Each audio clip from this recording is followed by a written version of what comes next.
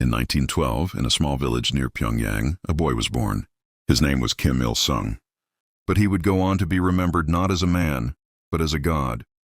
His rise to power was forged in the fires of war, rebellion, and revolution.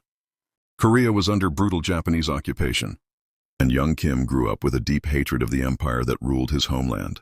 As a teenager, he joined communist guerrilla fighters in Manchuria, becoming a legend among the resistance for his bravery and leadership.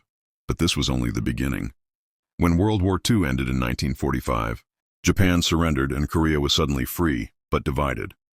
The Soviet Union occupied the north and the United States the south. In this chaos, the Soviets needed a loyal communist to lead their new satellite state. That man was Kim Il-sung. Backed by Moscow, he became the head of the Korean Workers' Party and, in 1948, the first premier of the Democratic People's Republic of Korea, North Korea. But Kim wanted more than leadership. He wanted all of Korea. In 1950, he launched a surprise invasion of the South, sparking the Korean War. His armies swept through Seoul, nearly taking the entire peninsula. But the U.S. and United Nations forces pushed back, and after 3 years of devastating conflict, the war ended in a bloody stalemate.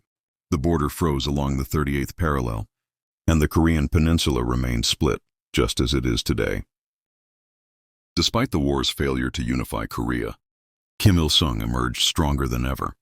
He rebuilt his country through a philosophy he called yush, self-reliance.